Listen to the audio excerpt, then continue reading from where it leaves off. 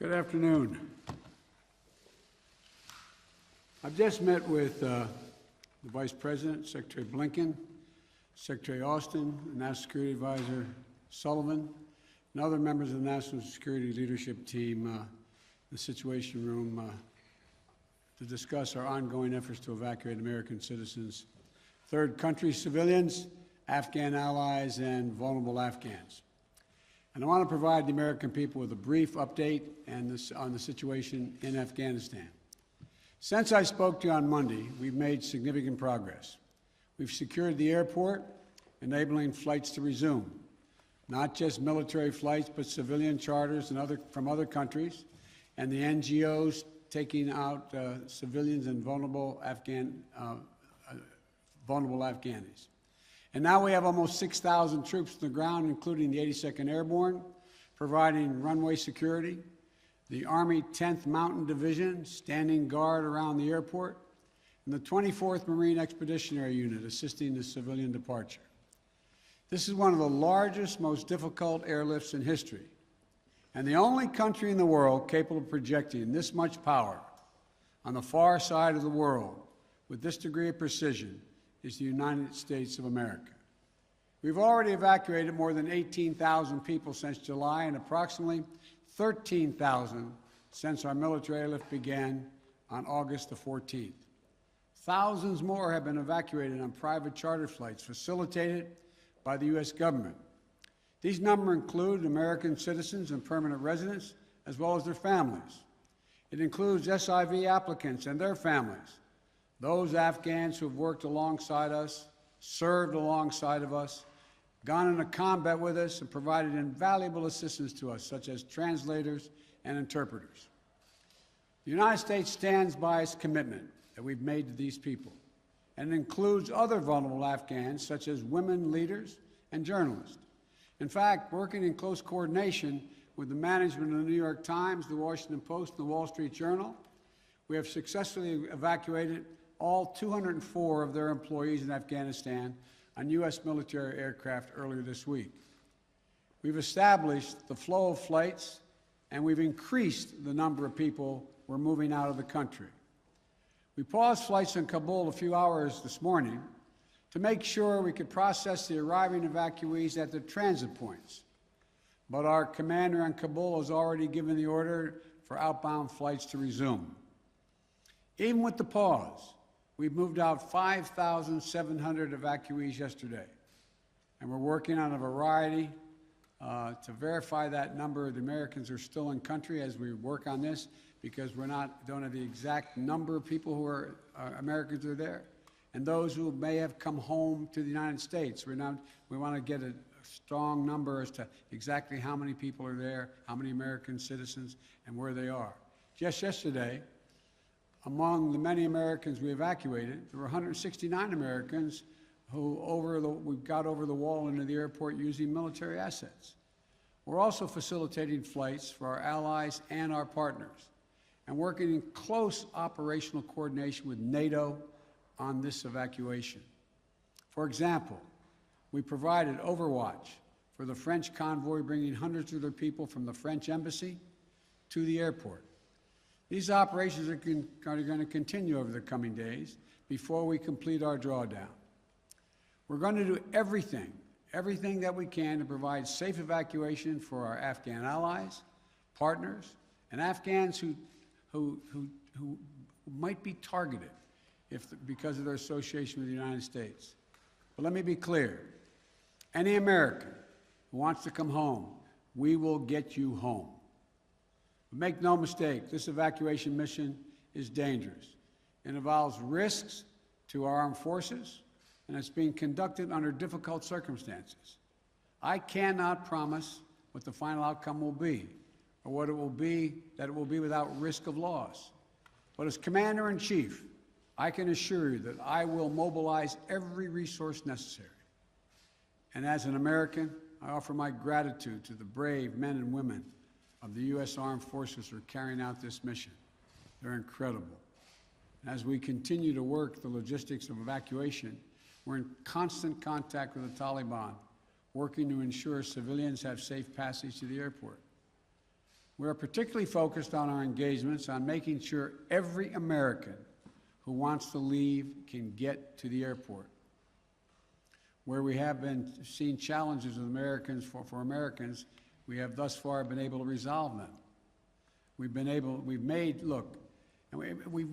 clear to the Taliban that any attack on our forces or disruption of our operations at the airport will be met with swift and forceful response.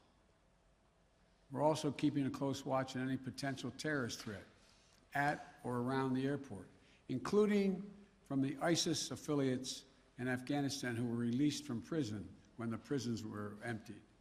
And because they are, by the way, and make everybody understand that the ISIS in Afghanistan have been the sworn enemy of the Taliban.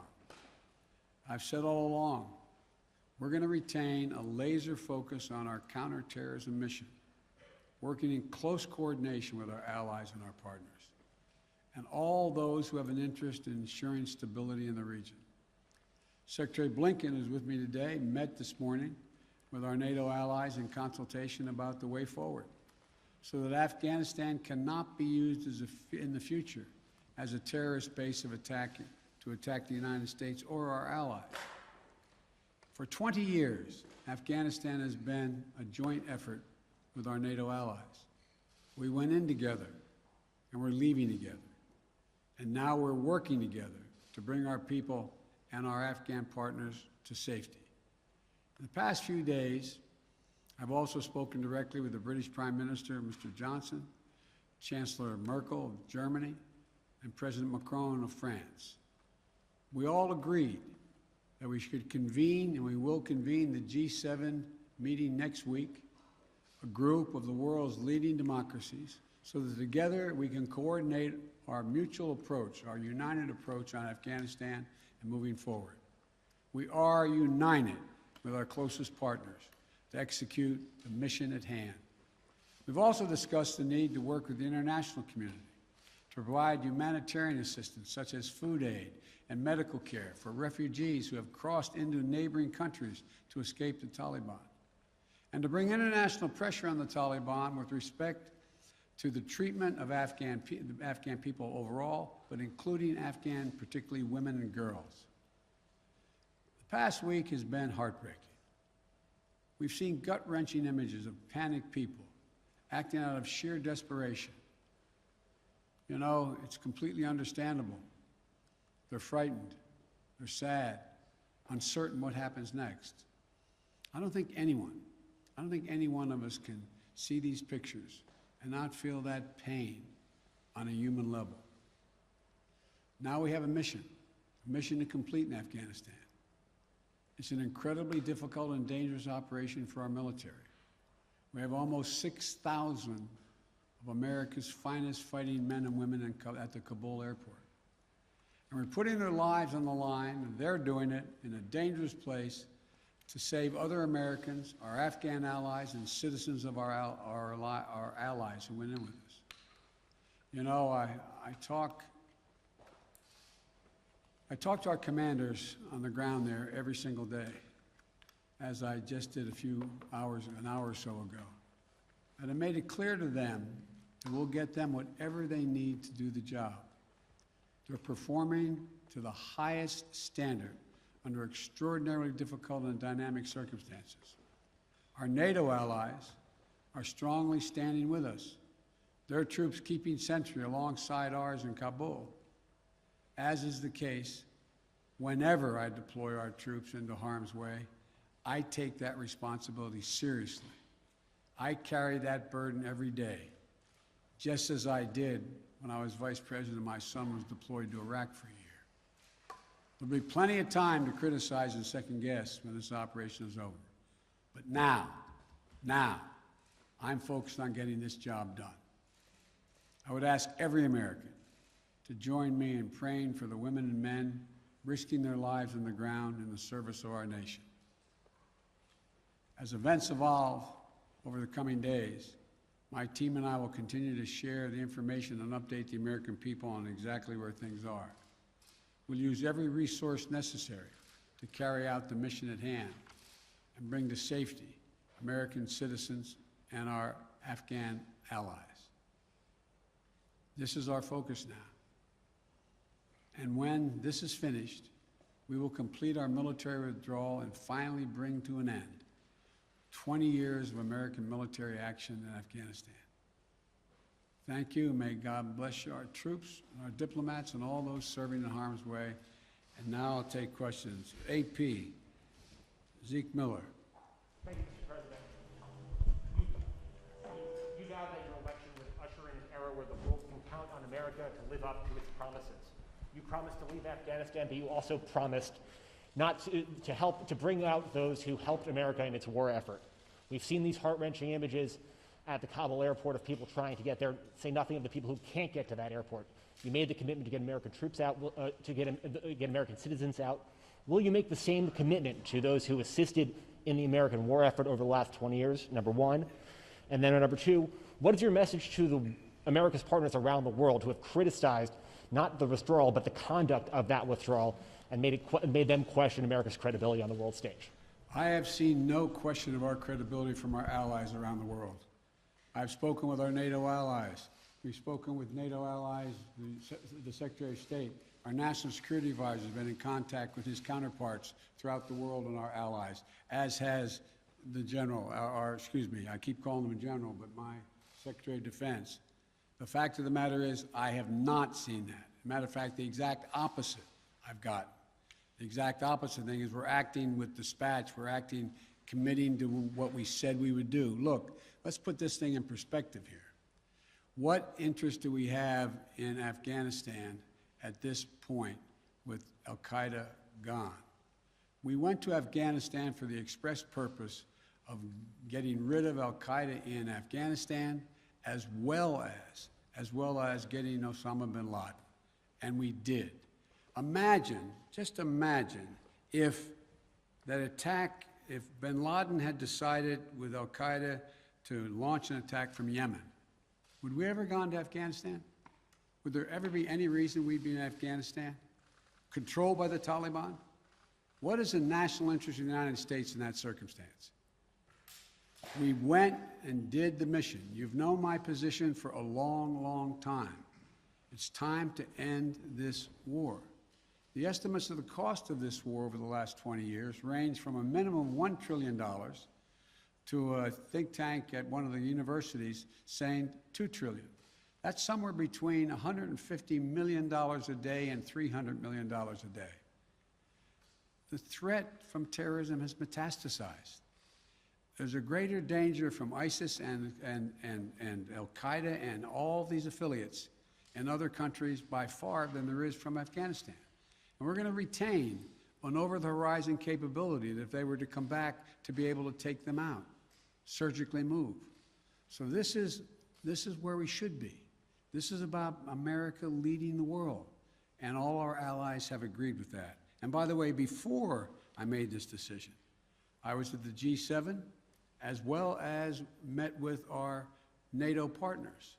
And I told them all, every one of them knew and agreed with the decision I made to jointly end our involvement in Afghanistan. The first part of your question was, I can't remember now. Would you commit to the same commitment? Would you make the same commitment to bring out Afghans who assisted in the war effort? Yes, we're making the same commitment. There's no one more important than bringing American citizens out. I acknowledge that. But they're equally important almost is all those SIVs we call them, who in fact helped us. They were translators. They went into battle with us. They were part of the operation. As well as we're also trying to get out as many NGOs, non-government organizations, women's organizations, et cetera. We're doing all we can. In the meantime, Secretary Blinken and I am going to be working with our allies to see to it that we can bring international pressure on the Taliban they're looking to gain some legitimacy.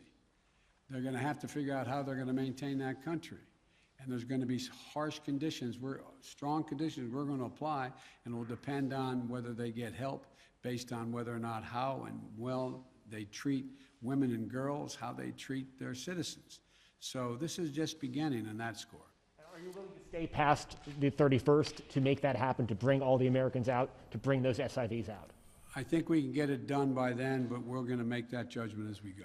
Now, Justin Sink of Bloomberg. Thank you, Mr. President.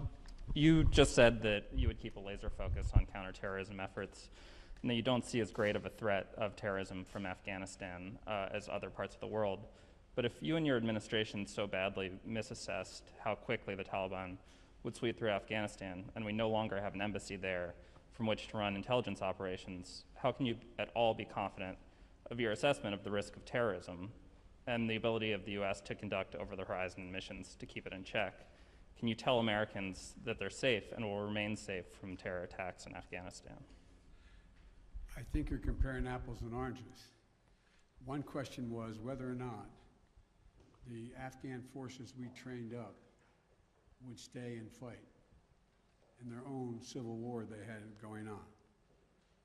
No one, I shouldn't say no one, the consensus was that it was highly unlikely that in 11 days they'd collapse and fall and the leader of Afghanistan would flee the country. That's a very different question than whether or not there is the ability to observe whether or not large groups of terrorists begin to accumulate in a particular area in Afghanistan to plot against the United States of America. That's why we retained an over-the-horizon capability to go in and do something about that if that occurs. But in the meantime, we know what's happened around the world.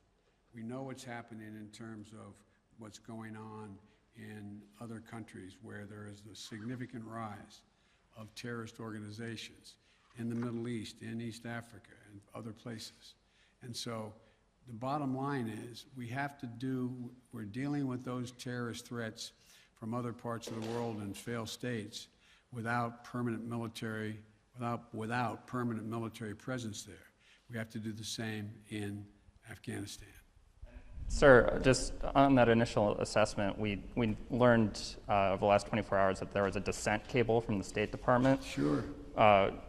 Saying that the Taliban would come faster through Afghanistan. Can you say why, after that cable was issued, the U.S. didn't do more to get Americans out? All kinds of cables, all kinds of advice. If you notice, it ranged from this group saying that they didn't say it'd fall when it would fall, when it did fall, but saying that it would fall, to others saying it wouldn't happen for a long time and they'd be able to sustain themselves through the end of the year. I made the decision. The buck stops with me. I took the consensus opinion. The consensus opinion was that, in fact, it would not occur, if it occurred, until later in the year. So it was my decision. Now, my next is Stephanie Ramos, ABC. Thank you, Mr. President. Two questions for you. The military has secured the airport, as you mentioned, but will you sign off on sending U.S. troops into Kabul to evacuate Americans who haven't been able to get to the airport safely? We have no indication that they haven't been able to get in Kabul through the airport. We've made an agreement with the Taliban thus far. They've allowed them to go through. It's in their interest for them to go through. So we know of no circumstance where American citizens are carrying an American passport are trying to get through to the airport. But we will do whatever needs to be done to see to it they get to the airport. And one more, Mr. President. Last month, my colleague Martha Raddatz interviewed Abdul, an interpreter who was on the front lines with U.S. forces in Afghanistan. Overnight, we received a photo of Taliban militants coming to the door of his home, literally hunting him down. Thankfully, he was able to escape, but he is obviously still in mortal danger. What would be your message to Abdul, his wife, and his 3 young daughters? We want you to be able to get to the airport. Contact us. We'll see whatever we can do to get you there. We've got to get you out. We are committed to deal with you, your wife, and your child, to get all 3 of you out of Afghanistan. That's the commitment. Thank you, sir. Meredith Lee of PBS NewsHour. You mentioned just now using every resource available for evacuations. why haven't you ordered the military to expand the security perimeter around the Kabul airport? Do you have any plans to do so, given that will likely require more U.S. troops? And are you considering rescue operations to recover Americans and Afghan allies stuck behind Taliban checkpoints?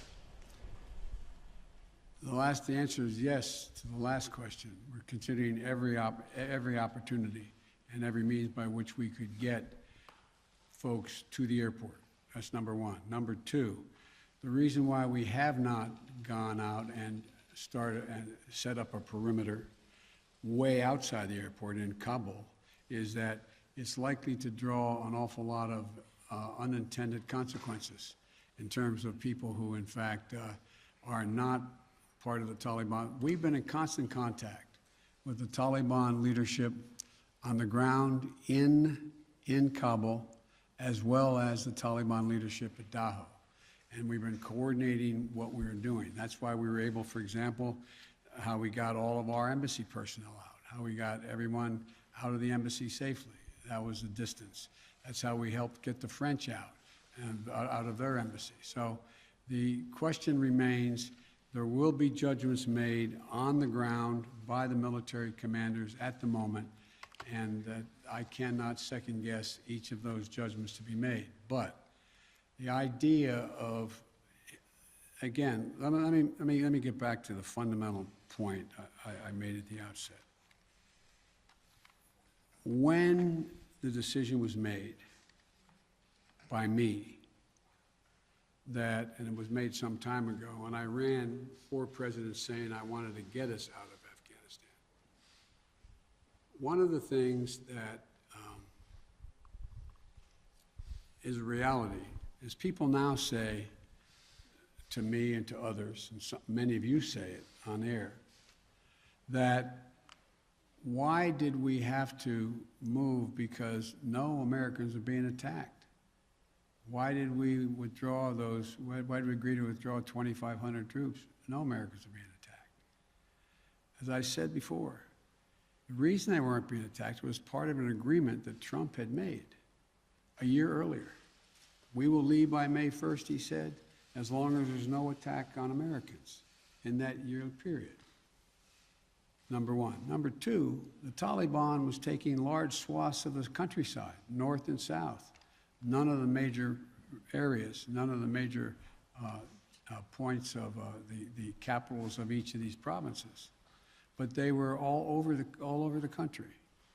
And the idea that if I had said on May the 2nd or 3rd, we are not leaving, we are staying, does anybody truly believe that I would not have had to put in significantly more American forces, send your sons, your daughters, like my son was sent to Iraq, to maybe die? And for what? For what? So the only rational thing to do, in my view, was to set up and pre-position American forces for the purpose of evacuation, and the aircraft to pre-position those ahead of time so that we would be able to begin the process of evacuation of American citizens, SIVs, and others who helped us. The last point I'll make is this. Look, if we had decided 15 years ago to leave Afghanistan, it would have been really difficult.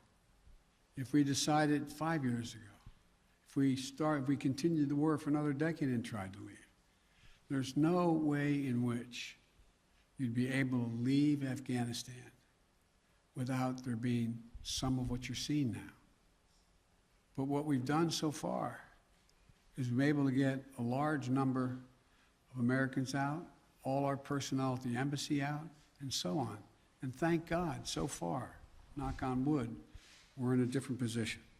Scott Detrow. Scott, NPR. Thank you, Mr. President. I just want to follow up on something you said a moment ago. You said that there's no circumstances where American citizens cannot get to the airport. That doesn't really square with the images we're seeing around the airport, with the reporting on the ground from our colleagues who are describing chaos and violence, are you saying unequivocally that any American who wants to get to the airport is getting there and getting past the security barrier and to the planes where they want to go? I thought the question was, how can they get through to the airport outside the airport? And the answer is, to the best of our knowledge, the Taliban checkpoints, they are letting through people showing American passports. Now, that's a different question when they get in the rush and crowd of all the folks just outside the wall near the airport. That's why we had to, I guess, was it yesterday or the day before, we went over the wall and brought in, how many? 169 Americans. So it is a process to try to figure out how we deal with the mad rush of non-Americans, those who didn't help, those who were not on the priority list, just any Afghan to be able to get out of the country. And so my guess is that no matter what, under what circumstances there's not a whole lot of Afghanis, there's a whole lot of Afghanis that just as soon come to America, whether they're any involvement with the United States in the past at all, rather than stay under Taliban rule or any rule. So what I was saying is that we have an agreement that they will let pass through the checkpoints that the Taliban control, let Americans through. But given this, given the negotiations with the Taliban, the scenes that we're seeing, can you just fully explain why the plan wasn't to go ahead with these evacuations of both Americans and allies before the drawdowns began, before Bagram was closed, looking back several months? Because whether it was now or several months from now, there seems to be a broad consensus that the Taliban would make these gains and these would be needed at some point. Well, yeah, at some point. But the point was that although we were in contact with the Taliban and Doha for this whole period of time, at some point wasn't expected to be the total demise of the Afghan National Force, which was 300 persons. Let's assume the Afghan National Force had continued to fight and they were surrounding Kabul. Be a very different story, very different story. But the overwhelming consensus was that they were not going to collapse. The Afghan forces, they were not going to leave. They were not going to just abandon and then put down their arms and take off. So that's what happened. Thank you very, very much. Thank you. Why do you continue to trust the Taliban, Mr. President? Why do you continue to trust their pledges, Mr. President?